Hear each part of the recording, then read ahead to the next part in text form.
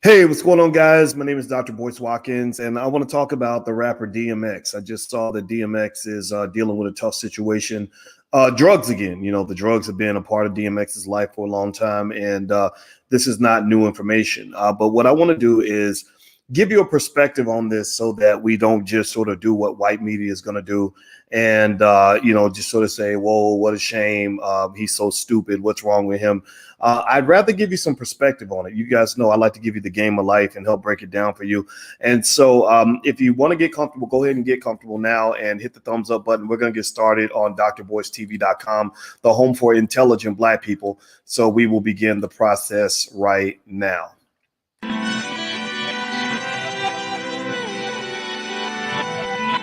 Here we are, clan the isms, cataclysm, great. Our people out here struggling, trying to make it in this state. Everybody out here doing it, but we the ones who late. Now family, we the ones who gotta delegate. Get that money in the power, never be fake. Stick to co-sign for 3. What did he say? Create jobs, support our own. Educate the same and buy back your home. Got 3 degrees, triple 10. 3 PhDs, now we on the CNN. DBTV, let's talk about negligence. Ignorance is bliss, but we can turn it to intelligence. Believe none of what you hear, half of what you see. Let's break it down here on Dr. Boyce TV. Here we are. Hey, what's going on, guys? Welcome to drboycetv.com, the home for intelligent Black people. Do me a favor, give me a yes in the chat if you can hear me okay. I'm in a different location. I'm actually in Atlanta doing some real estate stuff and things like that. So let me know. Give me a yes in the chat if you can hear me. Now, I want to go ahead and just start off. You know me. I tell you what I get from my daddy. My daddy is a guy who is very straightforward, very raw, and sometimes I'm extraordinarily raw. And I see some of you that are saying that my title was insensitive. And first of all, I want to acknowledge that and say I hear you. I completely hear you. That is not my intention to be insensitive. And so just chalk it up to the fact that I'm an insensitive bastard. Sometimes I get it from my daddy. I love my daddy, but my daddy was a guy that kept it raw. And I think about DMX when I think about my father.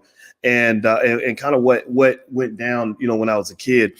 And in case you don't know, let me just give you the backstory, and then I'm gonna give you the raw, honest perspective on this. Now, if you are a person who is not intelligent, then please leave the room, because this is not for unintelligent people. This is a place for people that want to actually think and learn and grow. So if you're in that category, please stay. If you're not in that category, you should probably go. If you want to hear what white media is going to say about this, then you need to just get the fuck out. Just go watch CNN or something. Let white people tell you whatever they're going to tell you. I don't do white media here. This is not white media. This is Black media. Thirdly, if you want me to sugarcoat things, then I'm not that guy. I'm not good at sugarcoating anything. I get in trouble all the time for being honest and direct. Again, just chalk it up to the fact that my father was honest and direct with me. And when I think about DMX right now, just to give you the backstory, DMX is in the hospital. He's in the hospital for a drug overdose, and that's not a surprise. That's happened before, and my heart goes out to this brother. And so, with DMX being in the hospital with this overdose, he apparently had a heart attack. They're talking like he may not make it, and that's what it is. That's what's going on, and that's what I'm here to talk about. Now, here's the thing: I don't want to just talk about DMX just to sort of gossip about it, just to sort of do what people normally do, where there's no progress, where everybody just sits back and says, "Oh, our hearts and prayers, our thoughts and prayers go to the family, and we're so sorry. Oh my God, this is so sad. Lord Jesus, how could this happen?" Well, y'all know how it happens. I mean, y'all know what it is. I've had Ice Cube on this platform. Ice Cube, is a very prominent rapper, a good guy, smart guy. And I remember one of my first authentic public service announcements on drugs was actually when Ice Cube made the song Dope Man. Give me a yes in the chat if you remember this line in the song Dope Man. Remember when Ice Cube jumped out and said, "If you smoke cane, you was stupid, blah, blah, blah." I'm not going to cuss. I'm trying not to cuss today. But y'all remember that line? And that line is as quiet as it's kept. I haven't talked to Cube about that particular line. I'd like to get his perspective on it. But that line to me was almost as powerful as when he said, "F the police." "F the police" was probably his most famous lyric. But "if you smoke cane, you was stupid, blah, blah, blah, blah," right?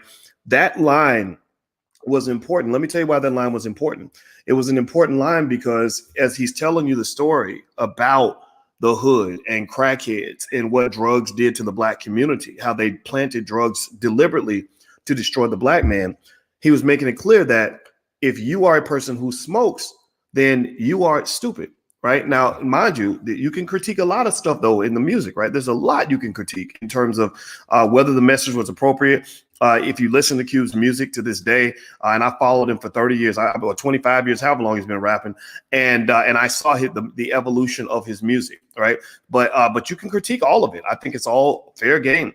And but one of the things that you have to understand is that message was very important, because what it did for me when I was a kid, when I was 20 years old, 19, whatever, is I heard, okay, I don't want to get high on my own supply. Remember he said that? Then Biggie said it, don't get high off your own supply, right? And that was kind of a thing basically saying, just basically, simply saying crack is whack, right? You don't want to be the crackhead. You don't want to get involved in drugs. Don't mess with that stuff that'll mess you up. That message resonated with me. And that was a powerful, important message, because he could have easily said that crack is cool. He could have easily said, everybody, let's go get high today. He could have said, hey, I smoked some crack today. It was real good, right? He could have said that. A lot of rappers today say that. A lot of rappers today will tell young black men to go get hooked on drugs, right? They will. They'll just be like, Molly Percocet. Future has a song where the chorus is literally Molly Percocet. And if you are, again, mind you, I'm not just a Negro running his mouth on the internet. I have a PhD in business. So I understand marketing. And marketing messages are very powerful. In hip hop rappers were the original social media influencers. They were social media influencers before social media was even a thing. Rappers influence people to do things and to buy products. Everybody who says it's just entertainment doesn't understand the power of the subconscious mind.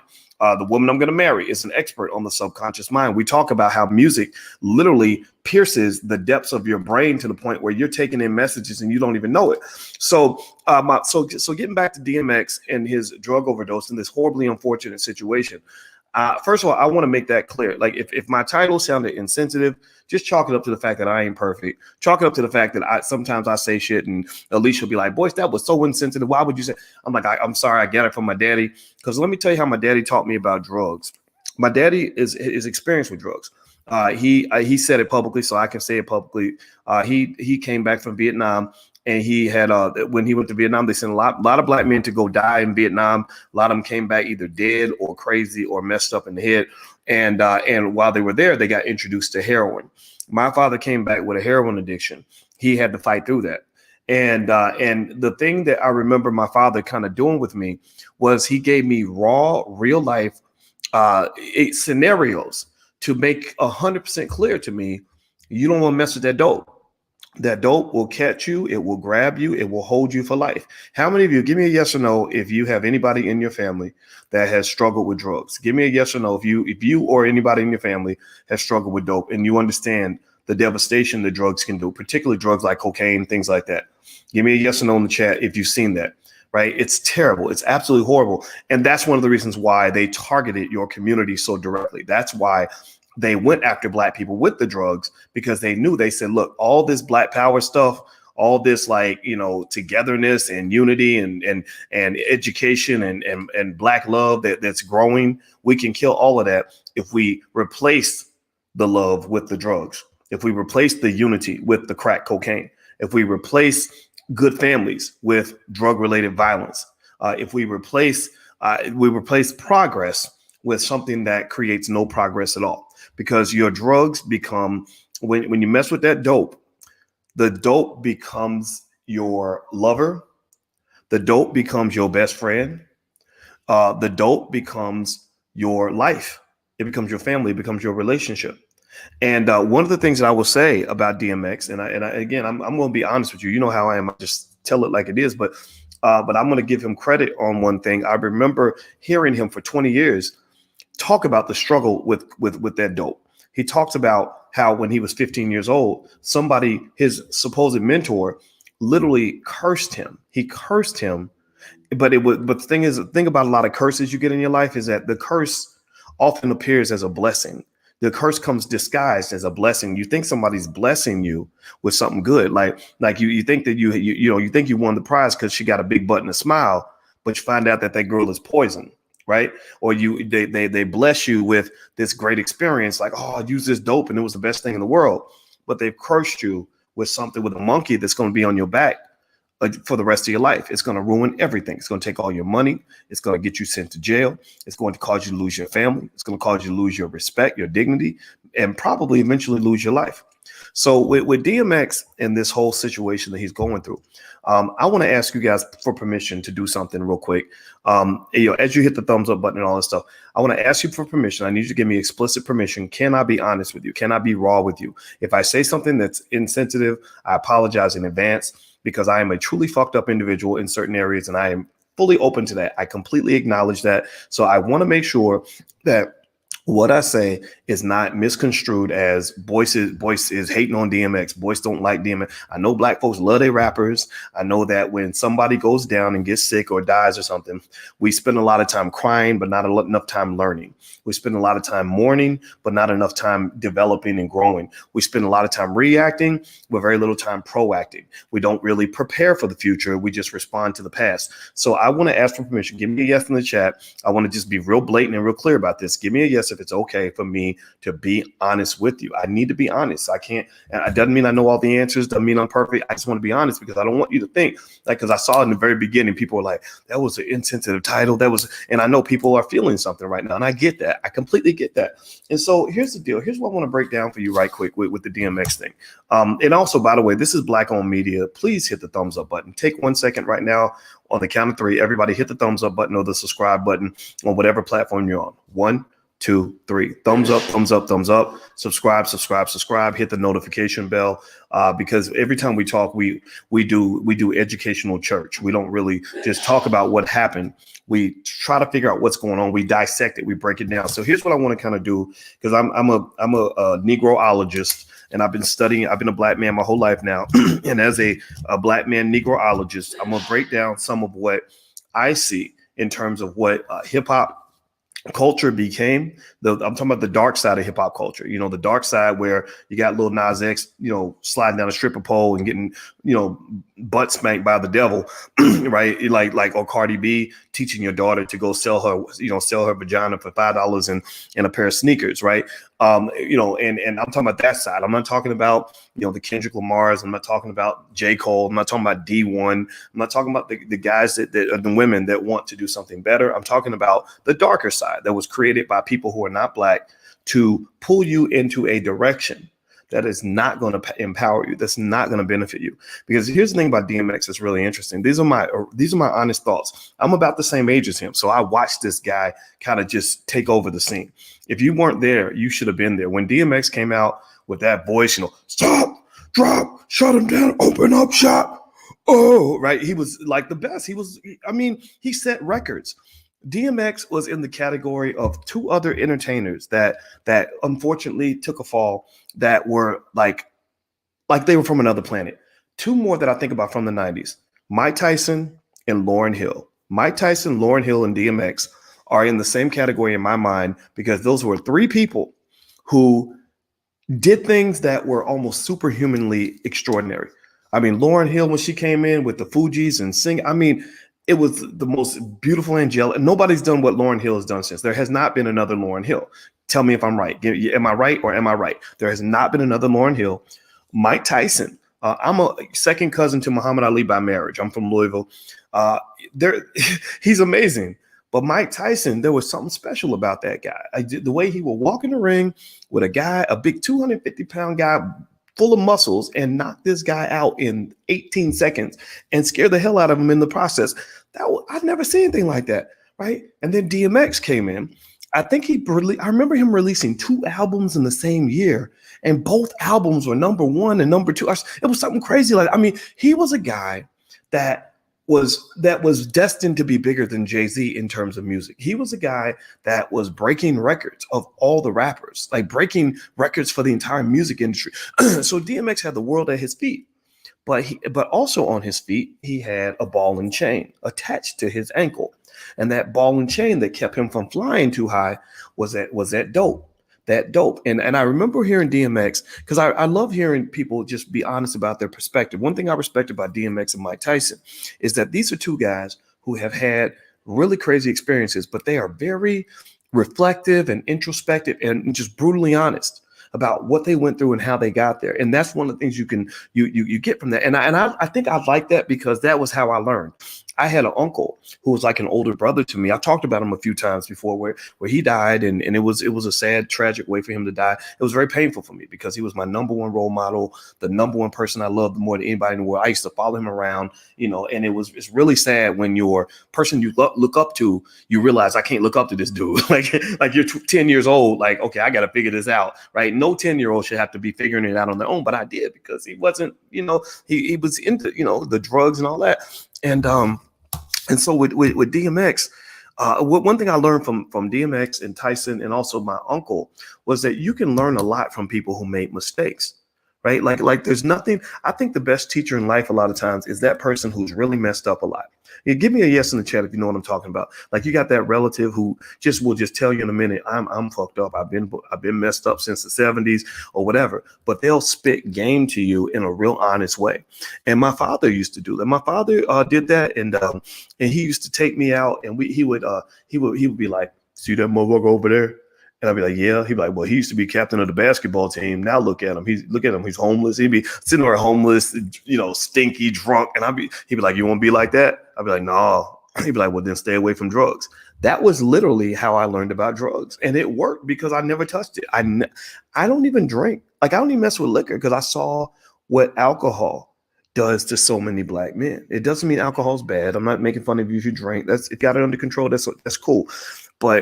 But this idea that in order to be seen as a man, you have to drink, I reject that completely. I had a situation where I sat down with a guy in Guyana, and he offered me a drink, and I said, "Nah, it's okay. I'll take water." And he said, "Well, in Guyana, we make fun of you if you don't drink." And I said, "Well, you're just gonna have to make fun of me, motherfucker, because I'm not drinking. I don't want to do it. Like I'm man enough to tell you, like, you ain't gonna take my manhood away because I don't want to suck down liquor with you. Like, that's not gonna happen, And I think that is one of those weird things that we get, as kids. Like, we get these stupid false definitions of what it means to be a man, what it means to be a woman. And I think being a man means standing your ground. Being a man means like standing up for what you believe in, period. So I exercise my manhood every day by getting out and doing what I do. You're not going to tell me what it means to be a man. So I think that when you talk about hip hop, and I look at DMX and you learn so much from him and Mike Tyson and the choices they've made and the challenges they've had. I think that hip hop did something horrible to the black man, where they've now got it to the point where they convinced you somehow that using the dope or hitting the liquor bottle or whatever it is, that is the best way for you to exert your manhood.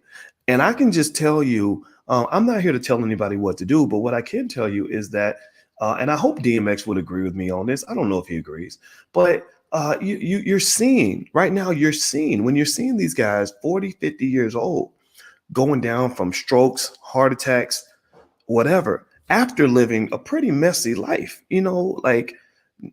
kids mad at them because the kid, like nobody wants a father that's a drug addict. Nobody wants a father that's an alcoholic. It's if you've ever grown up around that, it's terrible. It's terrible. You can't really depend on them. And I don't think that is the model of manhood that we want. And I think that what has kind of happened is that we've let other people, remember, black hip hop started black, but it ain't black no more. Other people own it. So they decide which black people you're going to listen to. And they're putting people in front of you that are literally giving you blueprints for black male self-destruction.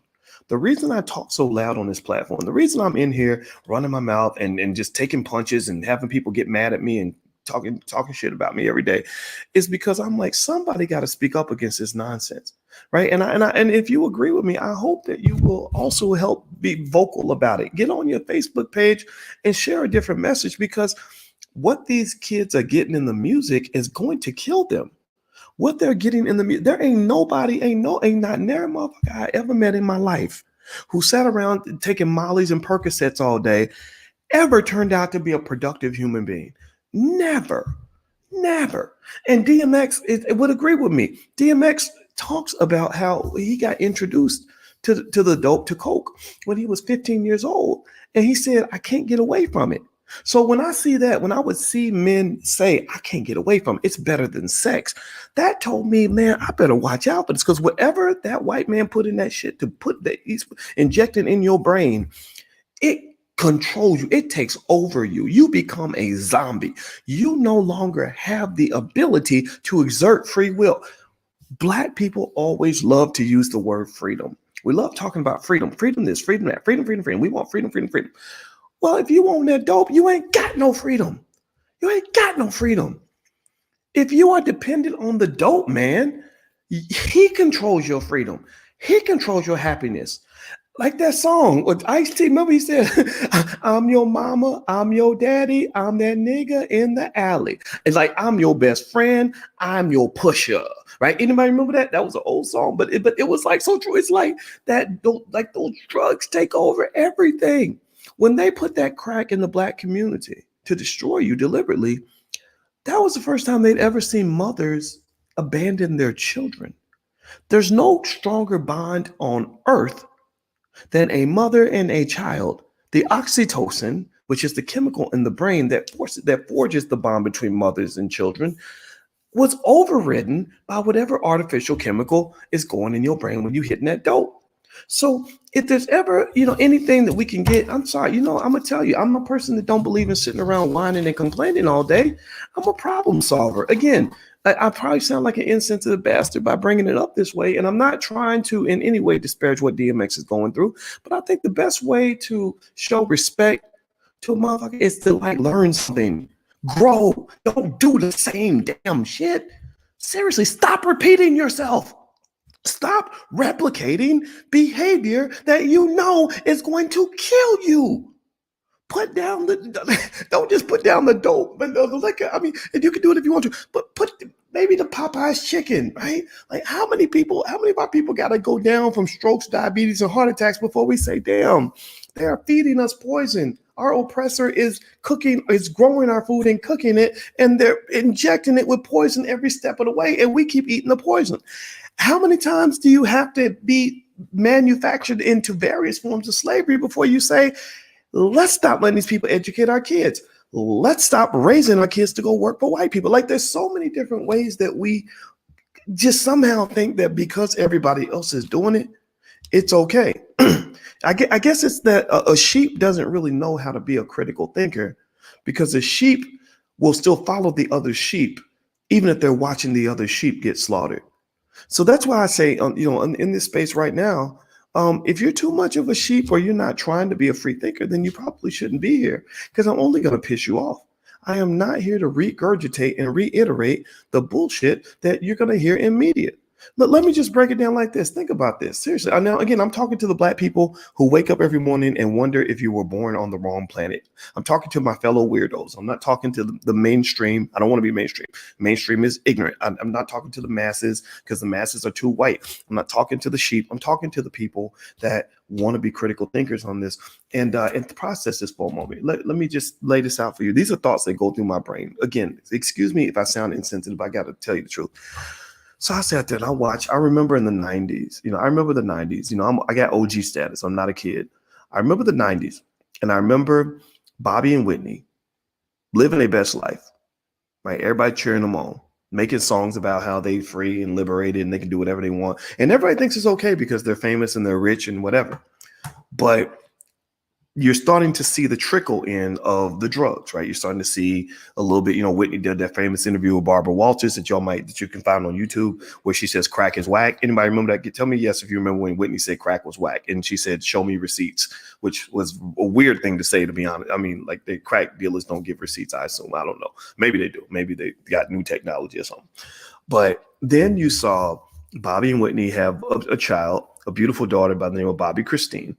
Bobby Christine grows up and she dies from a drug overdose. Her boyfriend, if I'm not mistaken, also, tell me if I'm right. Give me a yes or no in the chat if I'm all right. I'm trying to remember this. I didn't follow the story too close, but I saw it. He died from a drug overdose. And then you had Bobby Brown Jr., who recently got hit with a drug overdose. I think he might have passed too. Tell me if I'm wrong. If I'm wrong, let me know. But I think he died. So what you're seeing here is the thing that you were cheering for, like you were cheering, like like go Bobby, go Whitney, right? And because they're making money and it looks like things are going well. But one of the things you got to learn about life, in my opinion, is that everything that glitters ain't gold. Just because you go to Hollywood and white people write you big checks, that does not mean that you're living your best life. For many people that go out there into the entertainment industry, they think that they're living their best life when actually they end up living their worst life. They think they're getting the dream when really they're going to be fed a consistent nightmare. And so, again, as a guy who talks about money all the time and wealth, and I understand money extremely well. That's my area, right? I really want to kind of be real careful with helping you understand that you shouldn't just be celebrating people's economic achievements to mean that they are necessarily successful people. There are a lot of very wealthy Black people who are very rich and very famous, who are actually complete failures.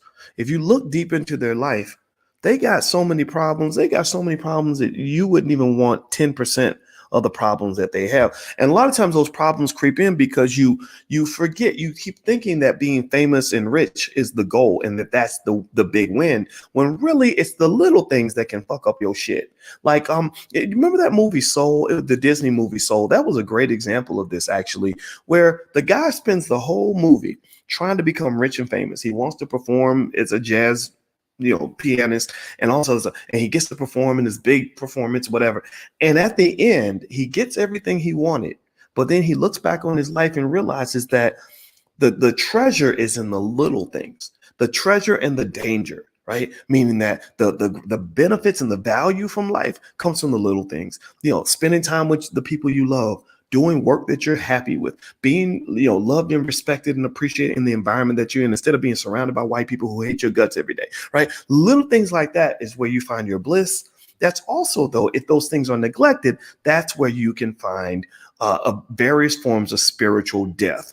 That's why you have a lot of, you'll hear stories sometimes about this, where you have some athlete or entertainer who is worth $100 million who is suddenly suicidal, or somebody who is super famous and next thing you know, they're in a hospital because they had a drug overdose. Or you'll hear about, and these are only the problems that get into the media. The other problems don't actually even become public. So what you're seeing is the tip of the iceberg. You're not seeing the whole iceberg. So keep that in mind. Now, do me a favor, hit the thumbs up button, hit the share button, hit the subscribe button. Please take 1 second. This is Black Media. We really need your help in helping this grow. We were talking about DMX and his overdose, and we wish him the best. And again, for those who just came in, I want to make it clear. I want to keep reiterating over and over and over again that my goal is not to be insensitive. If I sound insensitive at any point, just chalk it up to the fact that I'm an insensitive bastard. I'd rather tell the truth than to sugarcoat and make you feel better and give you a big lie. So I hope that that's okay. Give me a yes in the chat to confirm to me. I need you to confirm this so that I don't feel bad, because when somebody gets sick or somebody dies or they're close to death, it's a very touchy issue, and I respect that and I acknowledge that, and I do not want you to think that I'm trying on any level to disparage this brother, because I think he is so talented. If whatever happens, I wish him the very best.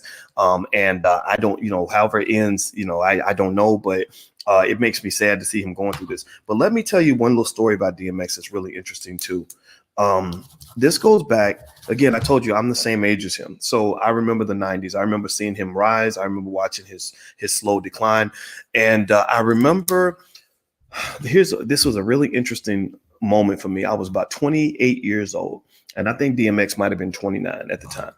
And so at that stage in your 20s, you look up to the rappers, right? As Black people, we tend to look up to rappers because rappers have all the money, they got all the fame, they have all the girls. And when you're young, you don't know who you are. And this is one of the dangers of the dark side of hip hop, is that when they're promoting uneducated thugs and just dudes that just want to smoke and drink all day, what happens is your good guys, the guys that would be good husbands, good fathers, like solid dudes, they start saying, well, dang, well, maybe I can get more girls if I act like him. Especially, and this is where ladies, we follow your cue. We listen to what you like, right? It's the same way. Like when you see men chasing after some big booty hoe, and not respecting the good girl, well, a lot of women say, well, dang, maybe I need to be more of a hoe in order to get more male attention. And then eventually you learn that that's not what it's supposed to be, right? Well, the same thing is true, I think, with young guys. Like, I'm completely worthless. Like, as far as dating goes, I'm in my 20s, I'm in graduate school, I ain't making that much money. I'm trying to build a future. I'm working hard. I'm investing in myself. I'm doing all these great things that I think would make me a great father one day and a great husband. But it wasn't really appreciated because everybody looks up to the flashiness, like the famous people and the money people that got money and all that. And it's a paradox. And in fact, I encourage any young guy who's in that category, just keep doing you. Eventually, it goes full circle. Eventually, when the women get to around late 20s, early 30s, they start realizing, maybe I shouldn't have decided, maybe I shouldn't have laid down with a guy like a Future. Maybe I need to find a guy with a future instead of laying down with a guy who imitates Future. I want a man who's actually got a future, because Future ain't got no future. Future is, unfortunately, that poor guy. That prototype is that's a blueprint for self-destruction, just to be honest with you. If he does anything that he raps about and talks about, I don't know, but then that's him. I'm not going to talk about this guy. But going into that, I remember watching DMX, and I remember hearing him say, they were talking about what it was like to be on tour, and I was paying attention. Eventually I became friends with Dame Dash, but back then I didn't know Dame. So I saw Dame with Rockefeller, and they were doing the world tour, and I'm just like, in all of this. I'm a fan like everybody else. And I remember DMX, I think DMX was on the tour, and they asked him, like, so what do you do on tour? What do you do when you're hanging out? And he said something that was real interesting to me. It really made me think. He said, we smoke all day, fuck all night, right? And I was like, wow, okay, well, fucking all night, okay, wow, okay, that sounds like fun, right? Smoking all day, nah, that didn't. But the other part, I was like, oh, wow, that must be cool to be a rapper. But then I remember thinking, I swear to God, that can't end well. Like, I don't know if that's a productive way to live. Like, I don't know, like what I did. If you ask a 28-year-old boy, like, so what, Dr. Boyce, what, or Boyce, I wasn't even Dr. Boyce back then, I was just Boyce. And you're like, Boyce, what do you do with your time all day? I'd be like, study all day, like dream all night, right? Like, I'm dreaming about one day becoming successful, and I study all day to get there. Like, that's what I did. And nobody else I knew did that, right? And that's not normal. You got to understand that that's not normal, that in your community, that it's rare to find, young Black people that are literally sitting around studying 6, 7, 8 hours a day. I have friends from Russia, from China, from parts of Africa, from South America, who did that. I have friends from Jamaica whose families did that. They said, of course, if you want to be successful, you got to work hard. I did not, and again, this was just my experience. I did not have a lot of African-American friends who did that.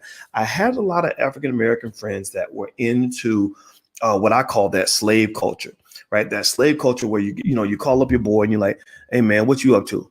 Oh, nothing, chilling, right? And I remember thinking, I think that in this world, as a Black man, there's so many ways for you to die. There's so many people that want to see you fail, right? There's so many ways that you can be tripped up, so many ways you can end up in prison. You can end up, economically trapped, like enslaved.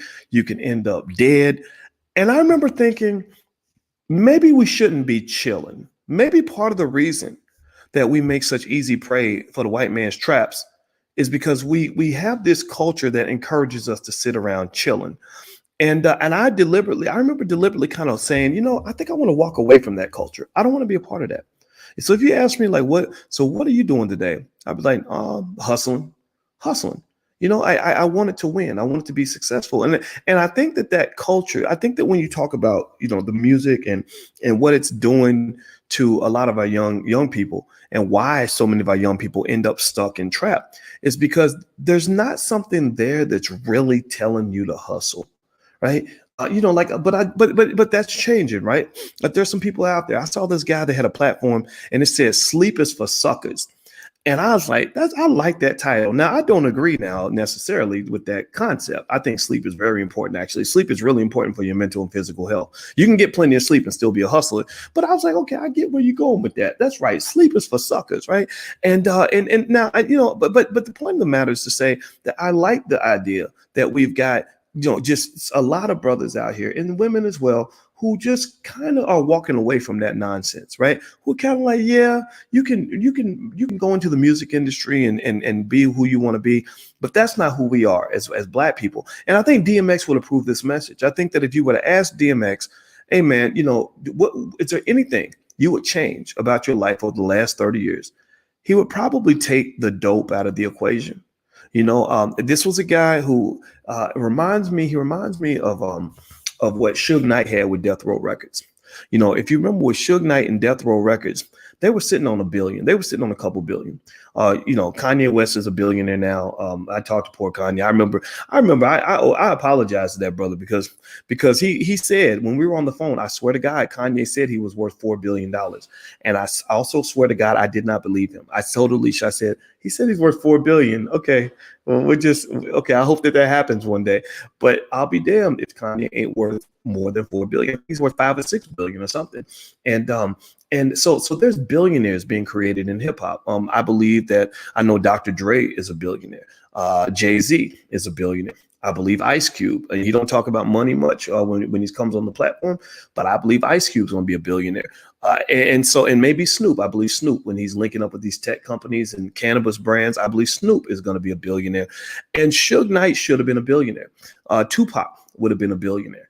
Eazy-E would have been a billionaire. Why? Well, because these individuals were on the ground floor, the seminal floor of a multi-trillion-dollar industry. That's where billionaires come from. And so the question becomes, how did we lose that opportunity? Why is it that right now Hasbro, who owns Mr. Potato Head, also owns Death Row Records? I don't know if y'all know that, but Hasbro, that toy company, actually owns Death Row Records because they just bought it as part of a package of companies, and it was like, oh yeah, we'll throw this crappy little piece of shit Black company in the mix just so you can have something extra.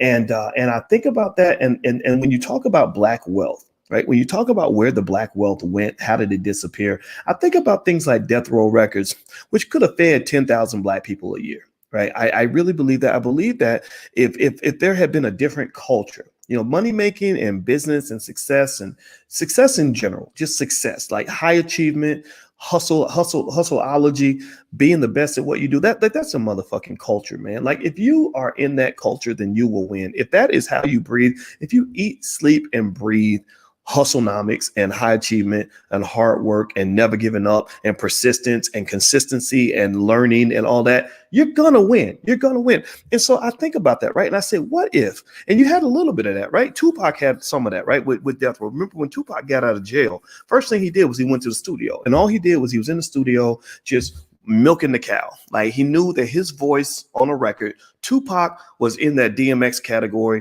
I put them in the same category. I don't know. We're not going to debate hip hop one way or the other. I'm sure hip hopologists would maybe disagree with me, but I put them in the same category in the sense that DMX and Pac could both literally sing "Mary Had a Little Lamb." And I think DMX has done that where it's like, "Mary had a little lamb," right? Like they can literally say "Mary Had a Little Lamb," and that song will be a hit. Like seriously, like think about how many times. I'm not gonna go into it, but a lot of hip hop songs, if you listen to them very closely, actually sound like they're actually nursery rhymes. One of the things that they learned, like Jay-Z, remember one of Jay-Z's first big songs was "It's a hard knock life for us. It's a hard knock life for us," right? That's kind of a nursery type song, like that's a children's song, right? And then you add a little bass to it, and then we basically are kindergartners, except now you're 25, 35 years old, but you're still going back to kindergarten with that, right? You just got the bass with whatever you were listening to when you were 5, right? Same thing is true with remember DMX, "Y'all gonna make me lose my mind up in here. Up in here, y'all gonna make me go all out up in here, up." Anybody remember that? Right? Think about it. "Mary had a little lamb, little lamb, little lamb," right? It's the same kind of cadence, right? So basically, a lot of times with hip hop, what I see is I think about that and I say, when I think about Death Row Records and how cool Death Row was, I mean, the coolest thing in the entire industry. Like they were like the Apple, they were like to hip hop what Apple is to technology. Just cool. Everybody wanted to be down. I remember this album cover. Remember the double album Pac came out when he first got out of jail, and you had what was it? I think you had this image with Suge Knight and Snoop and Dr. Dre and Pac, and they all looking all gangster like, right? And literally everything they touched turned to gold. Everything they touched. So they were sitting on a multi-billion, maybe $100 billion possibility right there, right? So what messed it up? Culture. It was culture, right? You unfortunately you had Suge, who was kind of a bully. You know, he's a guy that felt like if you didn't sign a contract, he would hold you over the ledge of a building by your ankles. You had a lot of slave culture happening right there in the studio, people getting shot because you didn't make the song right or whatever the hell was going on, right? And ultimately that attracted the attention of the feds. It brought in a lot of other problems. And you still see that to this day. I mean, 20 something years later, you have Bobby Shmurda out of New York, who also became the biggest artist in the world. And again, because the culture incentivizes, hip hop music was deliberately transformed into something that encourages counterproductive behavior for Black men, and criminal behavior for Black men in particular, and self-destructive behavior for Black men. So you literally will have songs where rappers, to this day, they still do it, where they will rap about somebody they killed and will give all the evidence in the song and then go to the studio and have illegal drugs and weapons so that the feds that are following them around are like, this is an easy catch. It's like shooting fish in a barrel. There's nothing strategic happening here. Well, I think a lot of that is because I think that in our culture, we've lost the importance of strategic critical thinking. We don't encourage critical thinking. That's why people get mad at me. Some people get mad at me because I am a critical thinker. I'm a strategic thinker. So I'm going to tell you what I'm thinking. I'm not trying to be cool. I'm not trying to fit in. I'm too old for that. I'm not interested in that. So I'm going to say, let's really think about this. Let's process this. And, let's sit with intelligent Black people and really let's look at this thing and let's figure out if this has really worked for us. So when you're talking about things like Black wealth, you cannot disconnect it from the lost potential that you see from bad personal choices that were motivated by simply following the crowd. Like you can't disconnect that. You cannot disconnect all the trillions of dollars that Black people have lost for various reasons with what has happened just in the last 20, 30 years alone in terms of us incentivizing Black men to want to be stupid, or incentivizing Black men to want to be drug addicts, or incentivizing Black men to want to be baby daddies, or incentivizing Black men to want to throw their money away and give it to like racist sons of bitches like Jake the Jeweler and people like that. These damn people, they laugh at you. Like they literally laugh at you. And they're like, this stupid rapper came and gave me $10 million so he can have a big, gigantic 50-pound chain around his neck. He ain't thinking about nothing. He ain't thinking about his grandkids. He ain't thinking about legacy. He ain't thinking about empire building. He's thinking about trying to stunt, trying to be cool. I don't even know if stunt. People probably don't use the word stunt anymore. Whatever the word is, y'all know what I'm talking about. Trying to just be flashy, and it's stupid. It's just stupid, So I know I went off on a little bit of a tangent. I know we started talking about DMX, and again, I want to make this clear. I really hope that he's okay, right? I really hope that he comes out of this okay. I've been rooting for this guy. I was just like I root for Lauryn Hill and I rooted for Mike Tyson still to this day, right? But I think that to some extent, though, you got to remember, just like my uncle and my dad were two guys that made a lot of mistakes. My father came back from a lot of his mistakes. He's a real strong man. The strength I have, I attribute to him. My uncle wasn't as strong. The world kind of beat him up and he eventually died, and it was real sad to watch him go down. But I learned most of my lessons not from people who did all the right things. I learned my lessons from people who did the wrong things. Right. So I think that as a community, I think it's OK. And I hope you'll give me permission to make this suggestion without being seen as a complete insensitive bastard. I know the internet's crazy. People gonna hate you no matter what. But I'm not trying to be insensitive on this. But I hope you'll give me permission to make this suggestion. As you watch what happens with DMX, let's take the time and see what lessons can be learned from this, so that we can move forward as a community and reassess our values and develop a culture that leads to success, a culture that leads to life and not death, a culture that leads to prosperity, not devastation, a culture that leads to the fulfillment of possibility and not to the curse of lost opportunity. Because when I think about DMX, and as talented as that poor guy is, I think about lost opportunity. DMX, in my view, should be right there with Jay-Z in Billionaires Row. Why is Jay in Billionaires Row and DMX isn't? Well, you got to go back to choices. If you look at, let's think about this, process this for a minute. This is the last point I'll make on this. Yeah, actually, do me a favor before I make this last point. Hit the thumbs up button. Please hit the thumbs up, share, subscribe button, and make sure you sign up. Make sure you sign up for the channel. I want to make sure I ask you guys to do that because I really need you guys to help us build this media. We really need your help because we're out here against a whole bunch of coonery and whatnot. So I kind of need y'all to like back me up on this. So if you are in agreement and alignment, I hope you'll take a second to do that. And also, by the way, if you ever want to come by and talk to me in the morning, I don't know if you guys know I've been playing video games a lot with my kids because I learned how to play Call of Duty and some other stuff. So sometimes I'll be playing video games and you can actually come talk to me on my Twitch channel and ask me questions and stuff. So there's the Twitch URL right there if you want to subscribe. Here's the last point I'll make on this. I want you to take a moment and I want you to think about the hip hop artists that did it right. The guys that, are sitting on lots of money, who seem to be doing okay for the most part, who survived the chaotic 90s. If you remember back in the 90s, a lot of rappers died. Eazy-E died, Tupac died, Suge Knight went down. You had a lot of bad situations, right? Then you had survivors, right? Now, who were the survivors of all this? And who were the ones that went on to become billionaires? Well, you got my homie Ice Cube. I don't know if Cube is worth $1 billion, but I bet he's close. He has a basketball league. And I don't understand why all these athletes, you got all these $100 million athletes who are still begging the NBA and the NFL for opportunities. That don't even make no damn sense. The Chicago Bears were purchased for like $100. They're worth $3 billion today. They were purchased for $100 about 2.5 generations ago. Now they're worth $3 or $4 billion. Go create the Chicago Bears again. Do it for your grandkids. Shit, stop begging these white people to take care of you. It's sickening. It's ridiculous. It's crazy. It's like literally a manifestation of slave thinking. But let me get back to this. I'm sorry. I get triggered when I hear that shit. All right. So Ice Cube. Who else? Dr. Dre. Who I assume is his buddy.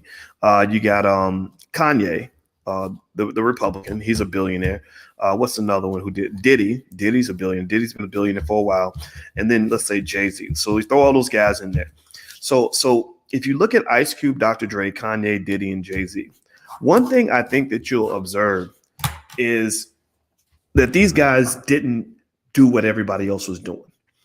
They didn't just try to fit the mold. Ice Cube, I believe that most of his wealth, I don't want to speak too much on it, speak for him, but I get this sense, and I think this is why we became friends, is because he's got a boss's mentality. He's built like a king. He's a leader. And if you listen to his music very carefully, he's always thought that way. If you remember, if you go back to if you watch Straight Outta Compton, you go back to when Cube was with NWA. And Jerry Heller did what a lot of people are going to do. If you're stupid in business, if people think that you're slipping and you're not paying attention, they're always going to try to rob you. Like, just know it. Like, you can get mad and be like, "Oh, they racist. They took my money." Well, why the fuck did you give them your money in the first place? Seriously, like, oh, they tricked me. They tricked me. Well, I'm sorry. Welcome to the world of men. If you a sucker, then somebody's going to suck that money out of your pocket. Like, seriously, like, don't be a sucker. Like, don't be a sucker and then get mad because somebody takes advantage of you for being a sucker. You made yourself a sucker. He didn't make you a sucker. So when Jerry Heller tried to offer Cube and Dre and the NWA the sucker deal, Ice Cube was the guy who said, "No, thank you. I'm going to bounce out. I'm going to go solo." I went solo. Now I'm making all the dough. Y'all remember that, right? And so he was always strategic. When he wanted to see a movie made, he made the movie. He channeled the black man's power of manifestation, that's what masculine leadership is. Masculine leadership is the ability to manifest. It means you're the creator of things. You don't just follow the crowd all the time. Sometimes you can follow. It's important to be a follower when you need to be, but sometimes you're like, well, I'm gonna take the wheel. Since you're not a good alpha, I'm gonna become the alpha, right? So Ice Cube is an alpha. He's a manifester. He's a creator. He created when he didn't see movies. When John Singleton told him that he said this actually on his channel. He said, when John Singleton told me that they're not going to make another Boys in the Hood or scripts like this are few and far between, he said, okay, well, I'm gonna write my own script. He manifested that with the Big Three League. He helped manifest that by basically realizing that there are all these old athletes who are still very well known and very well respected that people want to see, and he gave them a platform. Right? That's why Cube is going to be a billionaire. Most rappers are going to be broke. Most rappers I know don't have any money. Another one, Dr. Dre. Well, Dr. Dre is a guy who was not just a musical genius. He also was a guy who made some deals in terms of, he was one of the first to really leverage his brand power, like working with Apple and creating Beats by Dre, right? He was one of the people that helped to creating all that process. So he kind of got his billions the same way Kanye did. They took that brand and they were able to flip that into something that became a product.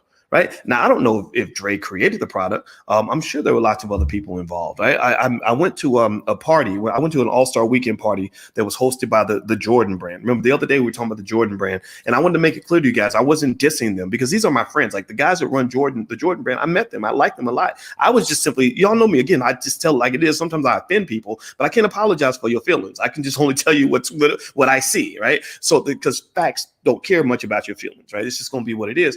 But I was there and I sat next to this really cocky, arrogant white guy. And I don't know who this guy was, don't know his name at all. But I remember he sat down next to me like he was really cocky, like he had really done something important. And I was like, so what do you do? And I didn't talk about what I do. What I do doesn't matter. And he told me, he said, I was one of the creators of Beats by Dre headphones.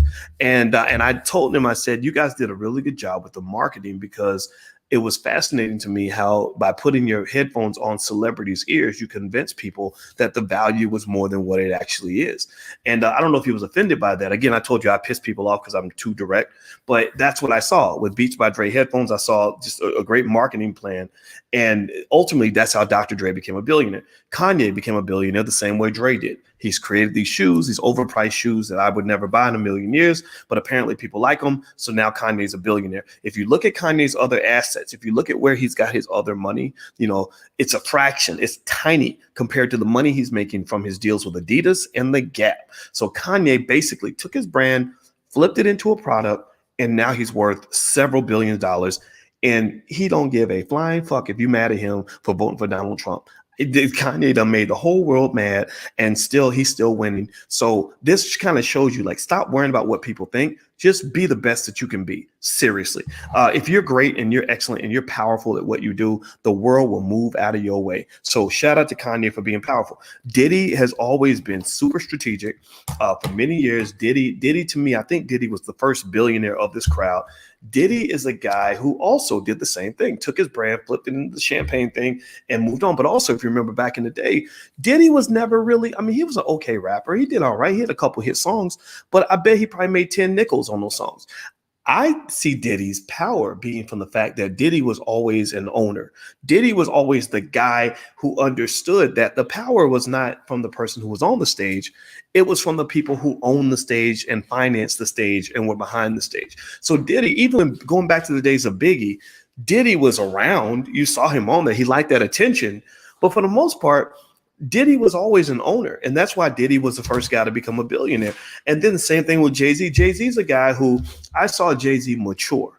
And what I liked about Jay, and again, this is, of course, there are things you can always critique about all these guys, right? And this is not the prototype for what all black people need to be. Every black person can be a rapper. I swear to God, if I hear another person come up to me and tell me they want to be a rapper, I'm gonna go crazy because I meet everywhere I go. I'm meeting rappers. And it's cool to be a rapper, but you got to understand the business side. Like D1 understands the business side really well. He's a great rapper, but D1 also understands he's a teacher. He understands he's a Christian. He understands he's an influencer in the world, that he's a strong black man. He's so much more than just a rapper. Rap is simply the tool through which he manifests these ideas, but he's more than just a rapper. Okay. So with Jay-Z, the last piece I'll say with Jay is what I loved about Jay is that Jay just grew the fuck up. Like Jay just was a guy who was like, okay, I'm not going to wear these oversized jerseys and I'm 45 years old. I'm not going to sit here and try to be a teenager for the rest of my life. I'm not trying to be the number one rapper every year with the number one song. I'm going to go become an owner. I'm going to become a partner in various business ventures. I'm going to get me a wife and a family and make a power move that way. I'm going to build a kingdom. I really think that just to be honest with you, again, I'm a skeptical bastard. I never really, I don't believe that a lot of marriages are just, it ain't all lovey-dovey like people think it is, right? Like, I don't even know if him and Beyonce even like each other, but let me tell you what, they're both bosses and they both understand something that people understood 3,000 years ago. Thousands of years ago, when countries wanted to form powerful unions, The king of one country would say to the king of the other country, okay, I got a daughter, you got a son. Let's marry these two and our kingdoms will be united. Now, again, I'm not saying this is what's going on. I'm not advocating for one way or the other, but that's pretty much what I saw when I saw Beyonce and Jay-Z come together. And that's also why I would say to guys, like, pay attention to the types of women you roll with. I understand you might be attracted to the big butt and the smile and the little thoughts or whatever, but it's hard to really build an empire with a thought. Like, it's really hard. Like, a thought will kind of take all your money. She might be a gold digger. She'll drain you dry financially, suck you dry in more ways than one. But it's like, sometimes having that woman who kind of understands what you're developing, like that legacy piece, is really important. If I'm not mistaken, well, but then again, though, it can go bad. Like, I think Dr. Dre is going through an ugly divorce right now. I know Ice Cube been rapping about Kim for 30 years. Kanye has his own Kim. That ain't going so well either. I'm just kind of going to Diddy. I don't think so. So there you go. So with Cube and Jay, you've got the marriage thing. The other three, the verdict is still in. But I would say that ultimately, even when you think about who you roll with, the kinds of friends you have, the kind of family you structure, the kind of women you hang out with, or ladies, the kind of men you pick, I think that all that has to play a part in all of this. Because remember, this is important. This is your life, right? And when I think about DMX, that was what we started off talking about. Y'all know me. I like to go into other areas. I don't like to just sit here and gossip about what somebody's life is. But when I look at DMX, that's what I see. I don't really feel bad for him because he lost his record deals and money. He lost some things that were so much more valuable than money. The way you manage your life, the culture that you allow around you, the culture that you choose, the culture that you develop in your household will shape everything that occurs for you in every single aspect of your life. So don't just think about the money and the fame and all that. That'll come, right? Think about life. Think about culture. What do I do when I get up in the morning? How do I use my time? How do I deal with the people that are around me? How do I decide who's going to be around me? Right? Because if you look at those guys, if you compare Ice Cube, Dre, Kanye, Diddy, and Jay-Z, all of whom are going to be billionaires, to, Eazy-E, Suge Knight, Pac, etc., there's a clear line of demarcation where you can see where different choices were made, and that made all the difference in the world. So make the right choices, man. Like, that's extremely important. And I think if you can learn anything from DMX, and again, my heart goes out to this brother, and I want to reiterate to anybody who just came in, this is not a diss track. I ain't dissing this guy. I really wish him the best, but I want you to learn from it.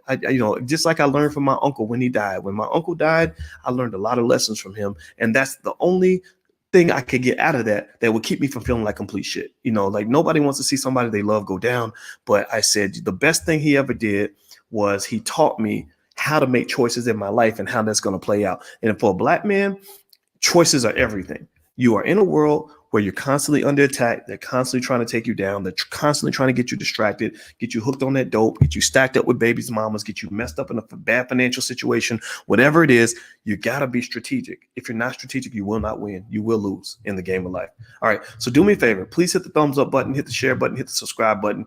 And also, I'm going to give you guys my Instagram. My Instagram is The Real Boyce Watkins. So feel free to follow me on Instagram. And also I have, if you go to the drboycebreakdown.com, actually this podcast is on Spotify. So feel free to subscribe right there at the drboycebreakdown.com. So can we agree? Give me a yes confirmation before we go that you did not see this as a diss track on DMX. I want to make sure this is clear. Give me a yes. I need a yes, a verbal yes, so we can be, because I know it's how people are going to spin it. Like, oh, Dr. Boyce would diss DMX. No, give me a yes that you understand that this was in love and that I was not trying to make fun of this guy. I feel so bad for him. I want to see him do well. But also, I remember this is bigger than just DMX. This is about our community. And I think that DMX's downfall is a reflection of so much of what we see in our own families and our own communities. And I don't want you to fall. I want to see you thrive. I want to see you win. And in fact, actually, there was something that I was giving away that I really want to share, especially for young people. Like, I know I have a lot of young people that I meet who, get advice from me and stuff like that. And I like giving advice to you because I want to see you succeed. I want to see you learn things. And there's a life class I have called Black Keys to Greatness. And it used to have a cost. There was a cost attached, but it's actually totally free now. So you can get in, just go to the bottom, and where it says lifetime membership cost is $1,000 or whatever, you'll see that scratched out and it'll say free. So you can go to blackkeystogreatness.com and just go sign up for the free lifetime membership. There's a ton of curriculum in there on everything, on how to be successful, from how to manage your time like a boss, how to make decisions, how to deal with haters. I deal with a lot of haters. I deal with thousands and thousands of haters. There's a process for that. How do you overcome obstacles? How do you bounce back from a setback? How do you set goals? So it's right there. Feel free to go take a look. All right, I'm out of here, guys. I hope you guys have a great day. Thank you for listening. I will see you soon. And the best to DMX. I hope he gets better. I'll see you soon. Peace.